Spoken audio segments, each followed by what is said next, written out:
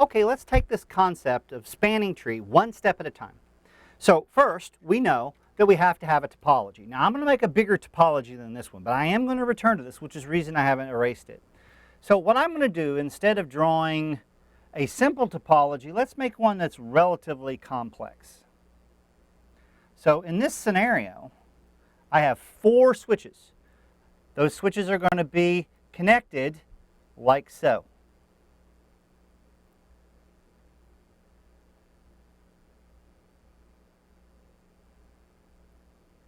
So you can see I have a full mesh of interconnectivity between SW1, SW2, SW3, and SW4. Switch 1, 2, 3, and 4.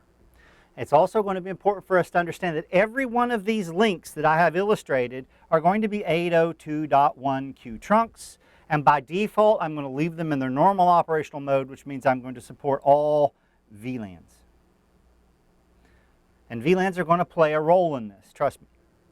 So as we start looking at what happens here, the first step of spanning tree protocol is going to be, let's say the stages of spanning tree protocol. Remember, I said that was 802.1d, put forth by Radia Perlman. Now what we're going to do here is we're going to elect a device to be in charge. We call that device the root bridge. Now, the root bridge is going to be elected through the exchange of information across these trunks called Bridge Protocol Data Units, or BPDUs. Now we're going to get into the different types and flavors of spanning tree, but right now we're starting at the industry standard version of spanning tree, which is just 802.1d. It's not until we start looking at VLANs that things get kind of changed for us. But what we're going to do is we're going to exchange these bridge protocol data units. Now the bridge data protocol data unit is going to contain a piece of information, BPDU. The first it's going to contain is the version of the BPDU. We're going to focus on version 1. We'll look at version 2 when we start talking about some of the other forms of spanning tree. But for our purposes right now, the single most important piece of information in the BPDU is going to be a combination of 2 values. It is going to be the switch priority, which is going to be a number between 1 and 30, actually no, by default, excuse me, it's going to be 65535, but let's just say what the defaults are. So by default, this value is going to be 32768. Now, it's also going to include another piece of information, and that piece of information is going to be the system MAC address. Now, it's important to understand it. We haven't talked about this yet, but if I have a switch, that switch is going to have interfaces on it, and every one of these interfaces are going to have their own unique MAC address. However, it's also important for us to understand that we have a system MAC address that's going to be associated to the switch itself, identifying the switch as a discrete component inside of my layer 2 fabric. So again, keep coming back to fabric. So what we're going to do is we're going to exchange bridge protocol data units across all of our links, and bridge protocol data units are going to be generated by all switches in the fabric. Now, another value that we're also going to have is it's going to be an additive mechanism that's added to the switch priority. And this is a Cisco solution, and what ends up happening is we're going to add something called the extended system ID, which is just a fancy way of saying the VLAN number. So whatever the number of the VLAN is. And we'll get into why that's significant here later on.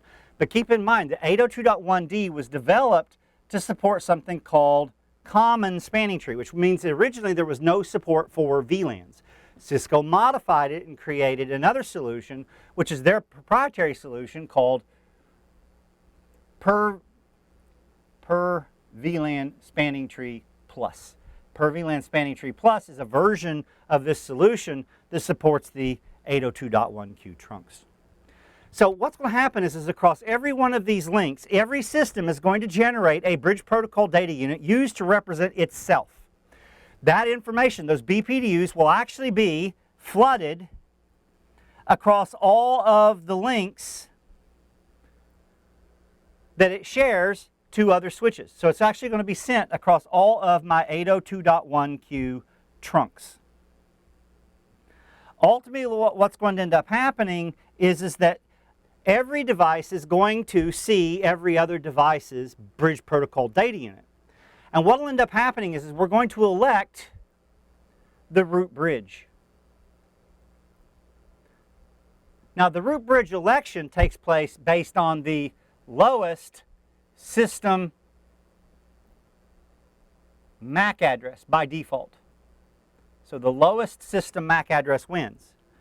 If I want to manipulate this process whereby I don't want an older switch with an older MAC address, something that was made 10 years ago, to be the root bridge of my environment, what I can do is I can modify that by manually changing the priority. So it's going to be the lowest priority value, keeping in mind that priority is the numeric value for the priority plus the VLAN. That allows me to get a priority value on a per VLAN basis, thus supporting this concept that I illustrated up here of PVST+. So what's going to end up happening is the device that has the lowest system MAC by default, because remember the default value is the same among every device, so that means that the lowest system MAC is going to win. If I want to manipulate that process, ordinarily I would change the priority again to a lower value. What would end up happening is I'm going to elect one of these devices to be in charge. So in my scenario, this particular switch right here is going to be elected the root bridge. Now, that's based on the fact that it, by default, has the lowest system MAC address. Remember, that's that hexadecimal 48-bit address. Now, the next part of this concept is going to be we need to then move into the next part of the election process. And what that's going to be is we are going to elect something called a root port. Now, the root bridge is electing a switch. The root port election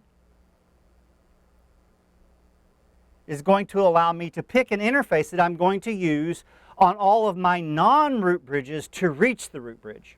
And we'll call that the root port. I'm going to illustrate it with RP, with the root port configuration. So let's go ahead and put a pin in this and then come back to it here shortly, where we're going to be able to talk about this election process. And the direct outcome of this is going to be the creation of what is referred to as a computational loop-free graph of my topology that gives me the capability of being able to prevent loops while simultaneously being able to reconverge in the event of a link failure. So we'll take a look at that in the very next video.